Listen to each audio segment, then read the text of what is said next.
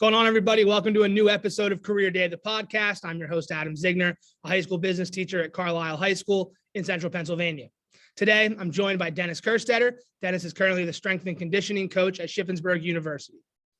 Dennis, thanks a lot for stopping by today to talk about your job at Shippensburg and the path that got you there. Anything I missed in that intro that you want everybody to know before we jump into this? Nope, you got it pretty much covered.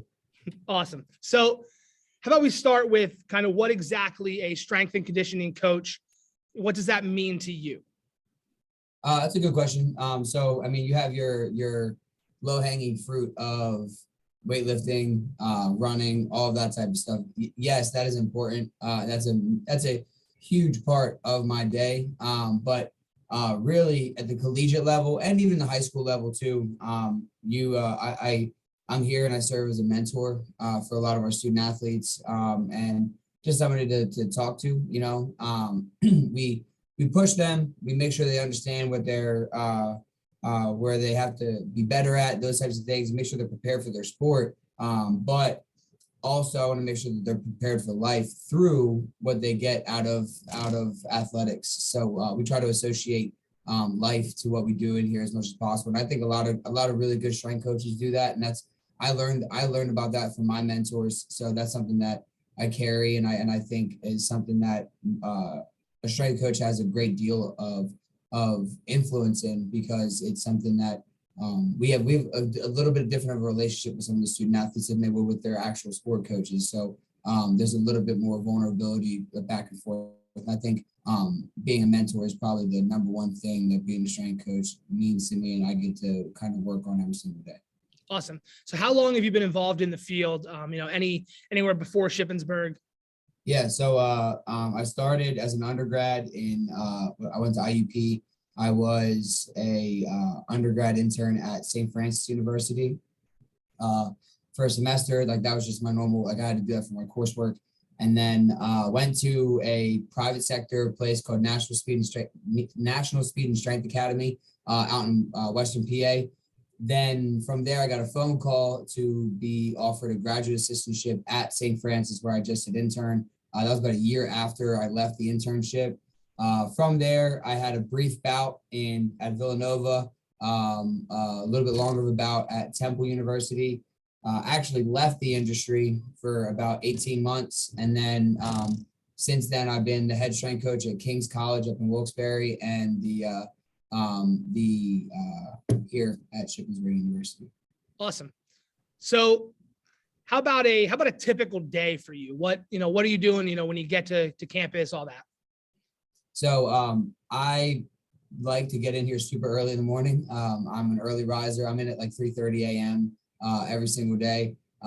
That's usually my time. That's my me time. That's my time to get my workout in, that type of stuff, because at the end of the day, after coaching every single athlete on how to lift, the last thing I want to do is work out myself. So make sure I get that done out of the way at the beginning of my day.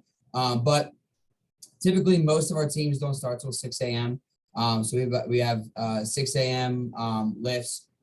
In the winter or the spring, we'll have football, running, and stuff like that. They'll be a little bit earlier than 6 a.m.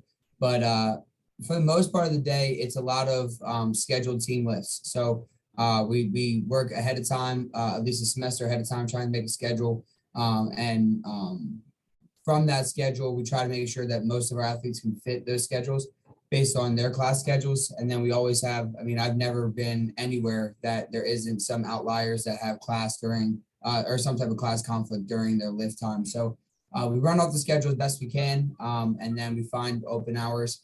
I also run an internship program, so that's a big part of my day, is making sure my interns are being educated on how we do things, why we do things, why I made certain decisions, why we didn't make certain decisions, why I changed things up on the fly, that type of stuff. So majority of my day is coaching, but while I'm coaching, I'm also trying to make sure I keep my hand on my interns.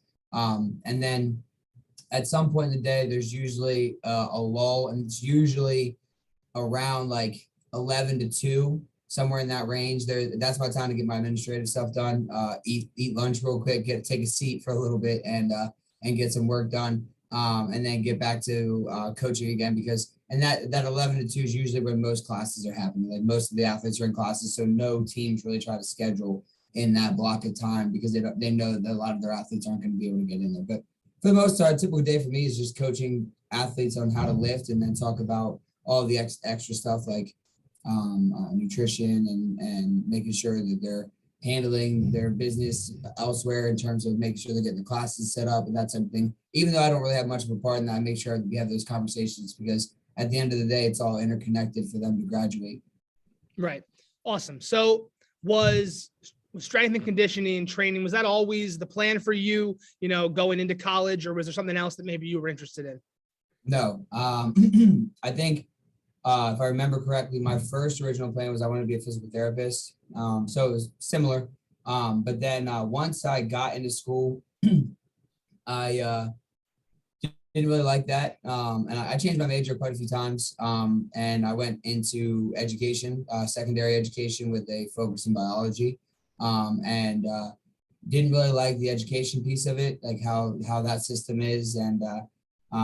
And so I shifted back to just like a broad exercise science, and wasn't really even introduced to strength and conditioning until I got to college, really, with my own strength coach at IUP, and didn't really know as much of the field until I got to college. And then from there, I've kind of grown and progressed in it. But yeah, it was definitely not my first thought of what I wanted to be when I grew up.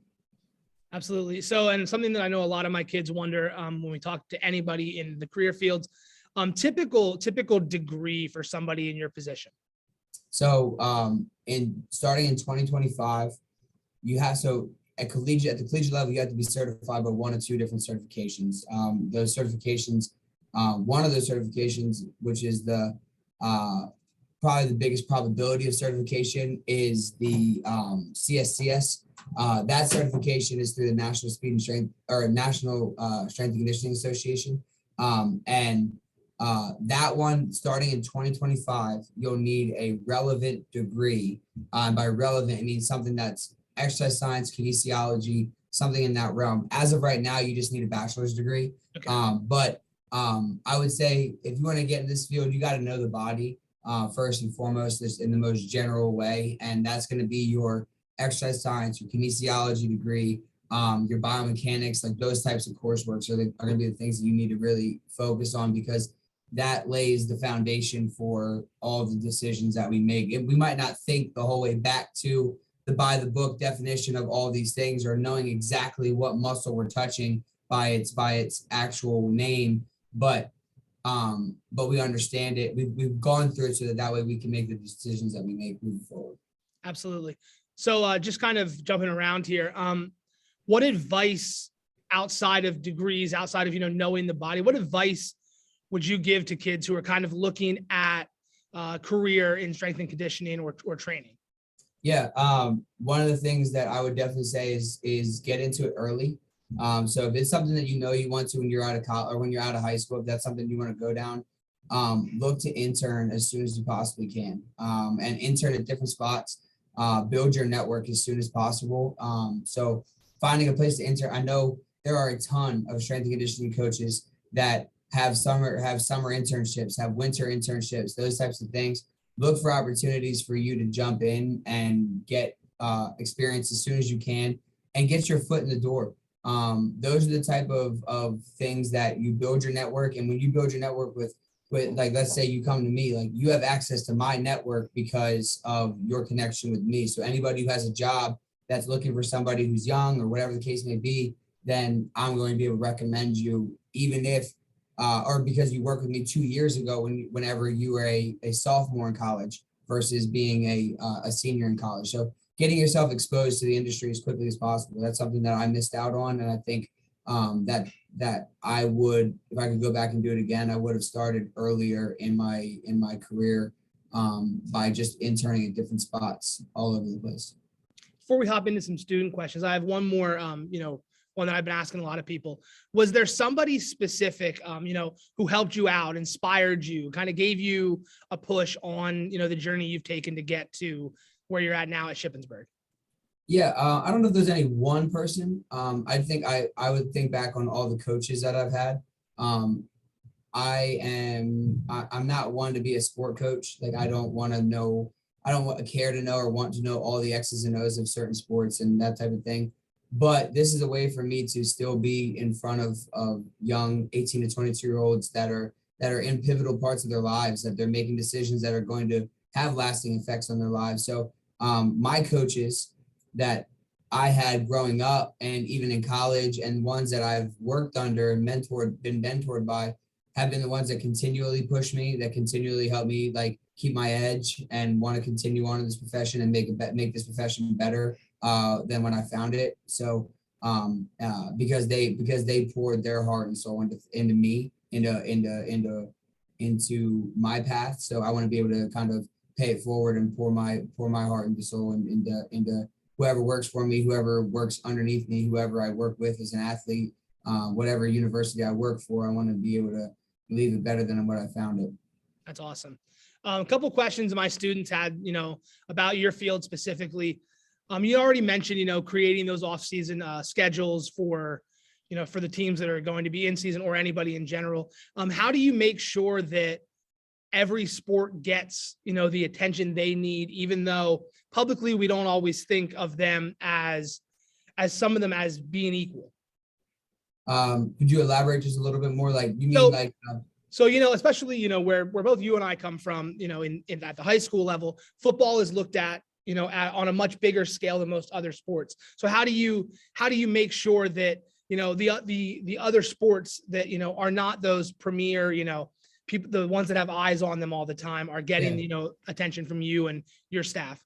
Yeah, I would say I struggle with that, to be quite frank. I struggle with that just because certain teams ask for more, and if they ask for more, then I'll provide more. So I kind of run my life as a give as you get type of thing. So if they're going to want to have me 3 times a week, then I'm going to give them 3 times a week, as long as it's not immediately impacting another team. But some teams don't necessarily, their coaches or their culture doesn't necessarily buy into the weight room. So we make sure we give them what they need to get. But I would say in terms of the teams that all ask for a fair amount of face time, for lack of a better word, the biggest thing that I do to try to show my equality across the board is every team follows a very specific training plan. Now the actual plan will be, their actual nuts and bolts of the plan will be a little bit different, but everybody gets a yearly training plan, and every plan is catered to that sport. And so like my field hockey team, they are getting specific needs that they need for conditioning levels to play their sport at a high level. And we don't really do much in the weight room in terms of sport specific type of stuff, but on the field, when they're doing their running and their conditioning and stuff like that, that's where we get sport specific, because that's where their energy systems are being utilized the most. So making sure every team gets basically the same type of programming all year round, whether that be a 2-day version or a 3-day version or a 4-day version, that's up to the team and how much they want to commit to it in terms of like scheduling time in here. But every team will get that running, that lifting, the speed and agilities type stuff, all that stuff, every team will get that. And then the second thing that I do is I try to show my face at every single opportunity I can to any home games that we have. I'm a big believer in, and they're not going to care about what you know until you show them you care about what they care about. So like if I go to their practice or their practices, their games, that's me showing that I care about what they're not here to lift weights. They're here to play their sport, you know what I mean, and get a good education while they do it. But lifting weights is part of the process. So sometimes I have athletes like that are just like, I don't really want to get big and strong and all that type of stuff, but they believe in what I have for them because they know that I care about their performance on the field, because I want to go there, I want to watch, I want to support those types of things. So I try to be equitable in terms of what teams I go see and watch as best I can. That's great. How about difficulty? So what have you found to be the most difficult parts of your job? I would say the most difficult part is, and I think this is a field-wide difficulty, excluding football and basketball strength and conditioning. Football and basketball strength and conditioning, kind of like in the grand scheme of things, they get their own strength and conditioning coach at the higher level, and so does basketball. But One of the bigger problems that I see that happens here, and it's happened at almost every single place I've been at, is um, a a lack of like I don't want to say respect, but I can't think of any other word for like the time that we put into it. So I put in a lot of time to develop a program in season to make sure it's not gonna make them too beat up or too sore, but give them exactly what they need in season, that type of stuff. And nothing frustrates me more than when a coach calls me or texts me the day of and says, "Hey, we're not going to be down." Okay, so there goes my plan right out the window. You know what I mean? So I would say that's one of the more difficult things that that has gotten better since I've been here. That the coaches know that like my plan is not to make them big and strong and all the, like put on all this crazy gains in season. In the off season, I don't really see many difficulties. In the off season, it's mostly like coaches are just hands off and they give me their teams and it's work with them and make them bigger, faster, stronger, or make them more athletic, whatever. But in season, the difficulties start to pop up because at that point, the coaches kind of get tunnel vision onto like their games, their practices, and that type of thing, and they forget that there's other people that are affected by the decisions that they make. And that's not a knock on any of my coaches. It's a common thing. It's a common thing that happens, and it's while it's a frustrating thing, it's something that we navigate and we work through. And like I said, has only gotten better since I've been here. It's been something that they understand that whatever plan I have in place for that day, my goal is for them to win too. Like my goal is not for them to lose their games. So whatever I'm going to give them that day or 2 days before a game, whatever the case may be, is what I believe is going to be the best thing for them to go out there and get a win. So like I said, it's only gotten better, but it is still frustrating sometimes because sometimes when coaches get in the season, like I said, they get tunnel vision and all they care about is like their sport and their games and their practice, which I understand because it's their team, it's their time really, for however many weeks they have a game. But yeah. Right. So I've been ending all of these so far with the same question. What advice do you wish that someone had given to you, as a high schooler about, finding a career, going down the path of college, careers, all that? I would say do more research. I wish somebody would have told me to do my research on and been a little bit more prepared for college, not necessarily like the academic side of college, or even the social part of college or anything like that, but understanding like what type of school you're going to, right?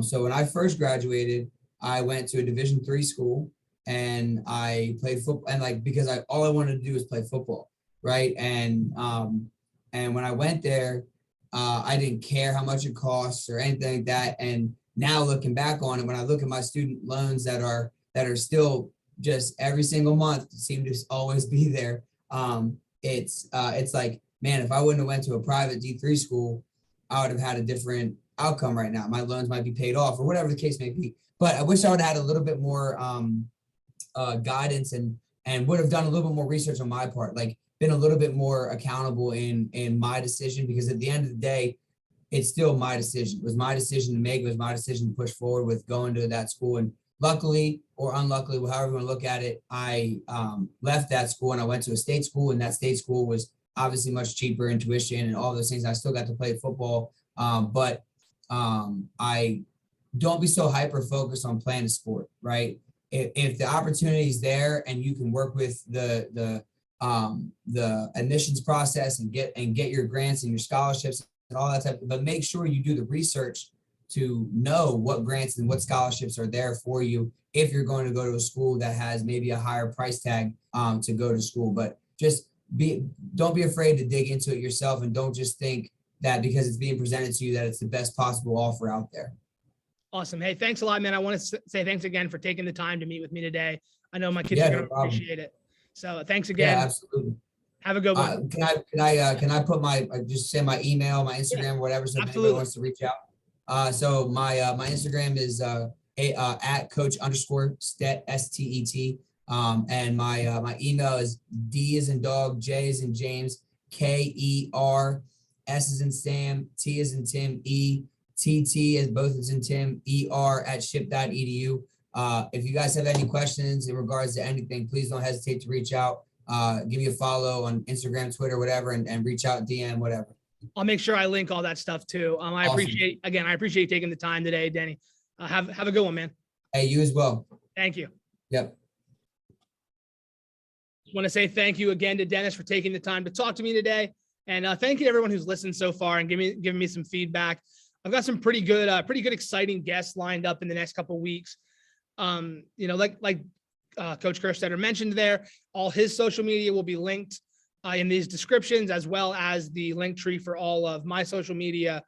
Check us out. If you have any feedback or any connections that you want to share, go ahead and let me know. Have a great day, everybody.